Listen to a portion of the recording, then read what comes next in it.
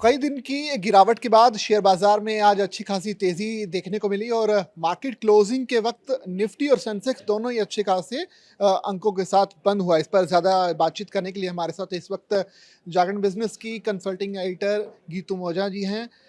Ma'am, सबसे पहले ये जानना चाहेंगे, जिस तरह से निफ्टी 50 जो है 26,200 और सेंसेक्स जो है 85,600 के आंकड़े को छू चुका है आज और अच्छी खासी तेजी देखने को मिली, क्या कारण रहा? सबसे पहले तो ये बताइए।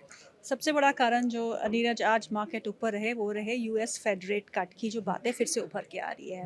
पहले तो ये संकेत थे कि हो सकता है कि इस बार यूएस फेडरल रिजर्व का गवर्नर जो है वो रेट इंटरेस्ट रेट पॉज करेंगे, लेकिन अब जो वो आंकड़े निकल के आ रहे हैं क्योंकि यूएस गवर्नमेंट का शटडाउन हुआ था जिससे वहाँ की एम्प्लॉयमेंट पे असर पड़ा था और लोगों की जो स्पेंडिंग की क्षमता है उसमें कमी आई थी। उसके चलते हुए अब उन्हें लगता है कि उनकी इकोनॉमी को रेट कट की ज़रूरत है। और ये बयान जो है ये फेडरल रिजर्व के एक मेंबर की तरफ से आया था, जिसके बाद एक अच्छा रुझान हमने बाज़ारों में देखा है। कल बहुत अच्छी तेज़ी के साथ यूएस मार्केट्स बंद हुए। आज एशिया ओपनिंग बड़ी अच्छी हुई। निकाय, हैंग सेंग सभी बाज़ार जो थे वो अच्छे मोमेंटम में थे और जिसका असर हमारे बाज़ारों पर भी देखने को मिला। अब यहाँ पे दो चीज़ें हैं जो हमारे लिए पॉजिटिव हो सकती है। पहले, अगर फेड इंटरेस्ट रेट कट करता है तो दिसंबर पॉलिसी में क्या रिजर्व बैंक ऑफ इंडिया भी इंटरेस्ट रेट कट करेगा, ये देखना रहेगा। इस पे हम और चर्चा करेंगे। और जो हमारा दिसंबर कॉन्ट्रैक्ट मंथ जो कल से आज से शुरू हुआ है, कल एक्सपायरी थी निफ्टी की, वहाँ पे शॉर्ट पोजीशंस की रोल ओवर हुई थी for the December contract month. तो कहीं ना कहीं अगर इंटरेस्ट रेट में बदलाव होता है तो एफआईआई की वापसी जो है वो बाजार में हमारे हो सकती है, जो अभी तक थमी हुई थी। कल भी हमने पहला आंकड़ा देखा एफआईआई का बहुत दिनों के बाद जो पॉजिटिव की रुझान दिखा रहा था।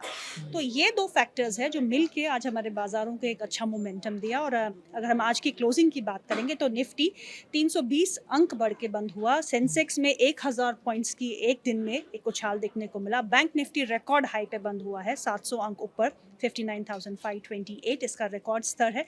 और वहीं अगर हम आज के बाजार की बात करें तो आज जो मोमेंटम था वो ब्रॉड बेस्ड था, यानी कि मिड कैप्स और स्मॉल कैप्स जो पिछले लैगार्ड्स रहे थे वो भी आज चलने लगे। और अगर अब एडवांस डिक्लाइन रेशो एनएससी के स्टॉक्स का देखेंगे तो वो काफ़ी हद तक वो एडवांसेस के पलड़े में भारी था। तो ये दर्शाता है कि ब्रॉडर मार्केट, चाहे वो स्मॉल कैप हो, चाहे वो मिड कैप हो, चाहे वो लार्ज कैप्स हो, चौतरफा एक खरीदारी का माहौल था, which is a positive for markets. और अगर आज का मोमेंटम यूएस मार्केट आज खुलते ही सपोर्ट करता है इस मोमेंटम को, तो कल आप देख सकते हैं कि निफ्टी में नया रिकॉर्ड हाई हम छू सकते हैं। बिल्कुल, हरा निशान वैसे भी देखिए बहुत अच्छा माना जाता है और मार्केट के लिहाज़ से तो हरा निशान वाक़ई में पॉज़िटिव ही है, क्योंकि अगर यूएस मार्केट, जैसा कि मैम ने बताया, कि अगर वो भी एक अच्छी शुरुआत के साथ ओपन होता तो निश्चित तौर पर कल जो है बीएसई और एनएसई में भी वहाँ हमें वो जो है तेज़ी देखने को मिलेगी। मैम, आपने बीच में फेड कट की बात की। फेड कट निश्चित तौर पर इम्पैक्ट करता है दुनिया भर की मार्केट्स को और स्पेशली भारतीय शेयर बाज़ारों को। तो फेड कट का सीधा इम्पैक्ट कैसे पड़ता है भारतीय मार्केट्स पर? और लिक्विडिटी की हमने बात की, अगर अगर हम बात करें तो लिक्विडिटी भी उससे बढ़ती है। जी, उसके बारे में थोड़ा आसान भाषा में समझाइए ताकि दर्शक समझ सकें कैसे इम्पैक्ट करता बिल्कुल। देखिए, अगर फेडरल रिजर्व ब्याज दरों में कटौती करता है, उसका एक इम्पैक्ट जो है इमर्जिंग मार्केट्स में बहुत देखने को मिलता है। क्यों? क्योंकि इमर्जिंग मार्केट्स में इनफ्लो आता है एफआईआईज़ का। क्यों आता है इनफ्लो? ऐसा क्या हो गया कि फेड ने ब्याज दर घटाई और इनफ्लो जो है वो इमर्जिंग मार्केट्स में आने लगा? है? उसका बहुत ही एक इम्पॉर्टेंट रीज़न ये है कि जो एफआईआईज़ होते हैं, जब वहाँ ब्याज दरों में कटौती होती है तो वो लोअर इंटरेस्ट रेट पे बोरो करते हैं पैसा।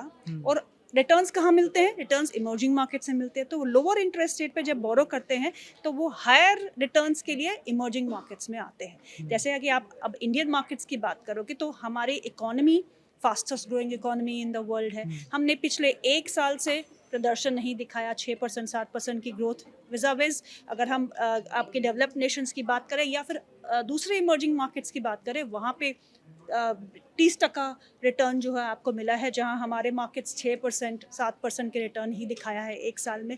तो क्या है, एफआईआईज़ अभी तक हमारे मार्केट से दूर रहे हैं, लेकिन अगर बोरोइंग कॉस्ट वहाँ कम होता है तो वहाँ वो लोअर इंटरेस्ट रेट पे बोरो करेंगे। वो वहाँ से पैसा लाएंगे और वो पैसा कहाँ लगाएंगे? For higher. अगर लोअर इंटरेस्ट रेट देखिए, वहाँ के अभी फेड रेट 4% है। अगर वो 25 बेसिस पॉइंट घटाते हैं तो 3.75 हो जाता है, ठीक है, वहाँ से वो पैसा बोरो करेंगे, यहाँ पे रिटर्न्स की जनरेशन 7-8% तो होगी, तो आप डिफरेंशियल देखिए, वहाँ पे अगर वो 3.5% 4.5% पे बोरो करते हैं, यहाँ वो 8-9-10% 15%, अगर हम एवरेज रिटर्न देखें तो 15% तो कमा ही लेते हैं बाजारों से, 15% देखें तो कितना डिफरेंशियल है, कितना कमाएंगे, वो ब्याज भी देंगे और उसमें उनका अपना रिटर्न्स भी। मुनाफा भी ले लेंगे। सो ये एक बहुत क्रिटिकल फैक्टर होता है। और इंटरेस्ट रेट डिफरेंशियल की हम बात करते हैं, जैसे कि इंडिया के रेपो रेट जो इंटरेस्ट रेट है और यूएस की इंटरेस्ट रेट में डिफरेंशियल कितना होना चाहिए जो सही मायने में देखा जाए, और इंडिया की बॉन्ड यील्ड कितनी है और यूएस की बॉन्ड यील्ड कितनी है, इसका डिफरेंशियल कितना है, अभी 2.5% है। यूएस की 10 ईयर की बॉन्ड यील्ड करीब करीब 4% के आसपास है, इंडिया की बॉन्ड यील्ड 6.5% के आसपास है, तो 2.5% का डिफरेंशियल है। अगर हम इसको डेकेड 10 साल पहले का देखें तो डिफरेंशियल 6-7% हुआ करता था, तो जो कोविड के बाद नैरो हुआ है, ठीक है, नैरो डिफरेंशियल अच्छा भी माना जाता है। और ये डिफरेंशियल की भी बात करते हैं तो फिर तो पैसा जो है वो शिफ्ट होता है इमर्जिंग मार्केट्स की तरफ, तो ये जिसके चलते हमने आज एक अच्छा मोमेंटम देखा, ये संकेत मिल रहे हैं कि अगर वहाँ पे ब्याज दरों में कटौती होती है तो पैसा जो है वो Indian market, not Indian markets but emerging markets में आएगा, और इंडिया की वेटेज उसमें अच्छी है, तो इंडिया में भी कुछ फ्लोज जो है वो आएंगे, जिसके साथ एक अच्छी बॉयंसी हमने मार्केट में देखी। बिल्कुल, ये तो था आसान भाषा में कि कैसे फेड कट के जो रेट कट होगा तो उससे कैसे इमर्जिंग मार्केट्स में इस पे इम्पैक्ट पड़ेगा। लेकिन अब है बात आम निवेशकों के मुद्दे की, यानी अगर जब ऐसी तेज़ी हो तो कौन से सेक्टर्स में तेज़ी होगी, कौन-कौन सी जो है कंपनीज़ में जो उनका जो शेयर्स है वो खरीदना चाहिए, क्योंकि आम निवेशक यही सवाल अक्सर मैम से उनके शो में पूछते भी हैं। मैम, जो आज सबसे ज़्यादा तेज़ी थी वो कौन से सेक्टर्स में देखी गई और क्या इसमें बने रहना चाहिए? देखिए, आज जो सेक्टर्स तेज रहे, पहले तो सारे इंडेक्स के जो आज ज़्यादातर। आप सेक्टोरल इंडेक्स नहीं, ज़्यादातर नहीं, सभी हुँ। 1% की बढ़त के साथ बंद हुए हैं। आप कोई भी इंडेक्स उठा के देखिए आज, जिस निफ्टी का या सेंसेक्स का, वो आज बढ़त में ही बंद हुआ है। एफएमसीजी जिसने प्रदर्शन ही नहीं दिखाया, वो भी हरे निशान में ही बंद हुआ है। हिंदुस्तान यूनिलीवर सभी। हाँ, सभी मतलब हरे निशान में बंद हुए हैं। जब इंटरेस्ट रेट कट होता है तो हम इंटरेस्ट रेट सेंसिटिव सेक्टर्स की बात करते हैं। तो इंटरेस्ट रेट कट से सबसे ज़्यादा बेनिफिट किन सेक्टर्स को होता है, वो है आपके ऑटो, आपके लोन सस्ते हो जाते हैं, आपका हाउसिंग लोन, आपके लोन सस्ते हो जाते हैं, तो बैंकिंग को फ़ायदा होता है, ऑटो को फ़ायदा होता है, रियल एस्टेट को फ़ायदा होता है, क्योंकि हाउसिंग लोन कम होगा तो रियल एस्टेट में ज़्यादा लोग जो है वो कम ब्याज दरों पे पैसा उठा के रियल प्रॉपर्टी खरीदेंगे। ये 3 मेजर सेक्टर्स हैं, ऑटो, हाउसिंग और आपके बैंकिंग, जिनको फ़ायदा होता है। आज आप देखेंगे, आज बहुत तेज़ी हमने देखी एनबीएफसीज में, चाहे वो बजाज फिनसर्व हो, बजाज फाइनेंस हो, श्रीराम फाइनेंस हो, चोलामंडलम फाइनेंस हो, सब में तेज़ी थी। क्यों? क्योंकि जब ब्याज दर कटते हैं तो इनका कॉस्ट ऑफ फंड सस्ता हो जाता है, इनको कम ब्याज दरों पे पैसा मिलता है, और वैसे भी अगर हम ये आगे लेंड करते हैं तो हायर रेट्स पे लेंड करते हैं, तो इनको मार्जिन्स में अच्छा इम्पैक्ट मिलता है जब ब्याज दर कटती है। तो आज वो सेक्टर्स जो है वो काफ़ी तेज़ी में रहे। बैंकिंग, पीएसयू बैंकिंग स्पेस तो वैसे ही तेज़ी में थी, एसबीआई एक नए लाइफ टाइम हाई पे, कैनरा बैंक नए लाइफ टाइम हाइस के आसपास चल रहा है, बैंक ऑफ इंडिया में काफ़ी अच्छी तेज़ी देखने को मिल रही है।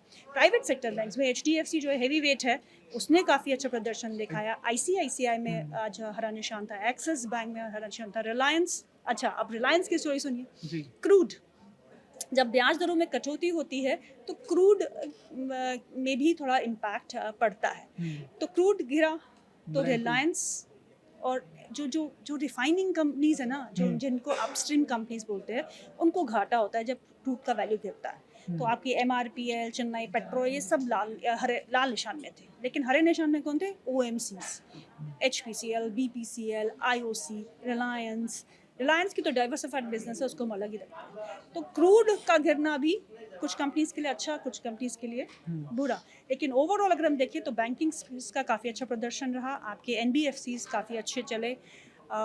मेटल स्पेस में थोड़ा ट्रैक्शन देखने को मिला, उससे हम इसे नहीं जोड़ेंगे इंटरेस्ट रेट से, पर इंटरेस्ट रेट का मेन इम्पैक्ट जो है आपके banking, housing and auto space पे देखने को मिला। आखिर में एक सवाल और है जो बहुत लोगों से सीधा-सीधा जुड़ा होता है, गोल्ड और सिल्वर की हम बात करते हैं, और जब इस तरह से जो इम्पैक्ट पड़ता है इंटरनेशनल मार्केट का, गोल्ड और सिल्वर पे कैसे इम्पैक्ट पड़ता है? देखिए, अब जब ब्याज दर कटती है तो डॉलर भी टूटता है, और जब डॉलर टूटता है तो इंडियन तो रुपीस कमोडिटी जो है उनके दाम ऊपर जाते हैं। उसका इन्वर्स रिलेशन है, आपका डॉलर जितना घटेगा उतना ही कमोडिटीज़ ऊपर जाएंगे, क्योंकि सभी कमोडिटीज़ को हम डॉलर में डिनोमिनेट करते हैं। सोना जो है आपको डॉलर्स में मिलता है, सिल्वर जो है आपको डॉलर्स में मिलता है। सो आप सबकी डिनोमिनेशन जो है वो डॉलर है, करेंसी जिसमें उनको माप तोल किया जाता है वो डॉलर है। जब डॉलर गिरता है तो ये सब करेंसीज बढ़ती है। अब कल डॉलर 100 के ऊपर था, आज वो 100 के नीचे 99 के आसपास का लेवल है, क्योंकि ब्याज दरों में कटौती होगी तो करेंसी वीक होती है। तो अगर वो वीक होती है तो कमोडिटीज़ को फ़ायदा होगा, तभी आपकी मेटल स्पेस ऊपर थी आज, आपका गोल्ड ऊपर है, आपका सिल्वर ऊपर है। तो जितना सो ये सब इंटरेस्ट रेट से जुड़ा हुआ है। इंटरेस्ट रेट में कटौती होगी, डॉलर इंडेक्स गिरेगा तो कमोडिटीज़ ऊपर भागेंगी, इसीलिए आज सिल्वर और गोल्ड में भी तेज़ी देखने को मिली। यानी फेड रेट पर अगर आने वाले दिनों में पॉजिटिव इम्पैक्ट मार्केट के लिहाज से दिखता है, तो ये जो मेटल्स हैं इनके रेट बढ़ना तय है। बहुत बहुत शुक्रिया मैम हमसे जुड़ने के लिए। तो इस तरह से आज मार्केट ने काफ़ी अच्छे खासा पैसा कमा कर दिया निवेशकों को। निश्चित तौर पर उम्मीद कर सकते हैं, आम निवेशक तो यही उम्मीद करेंगे कि ये जो स्तर है, ये जो तरीका है हरे निशान वाला, वो बना रहे, क्योंकि पैसा इसी से बनता है। खैर लगातार इस पर आगे भी हम अपडेट्स और कुछ और कल के मार्केट का हाल भी आप तक लाने की कोशिश करेंगे। आप बने रहिए जागरण बिजनेस के साथ।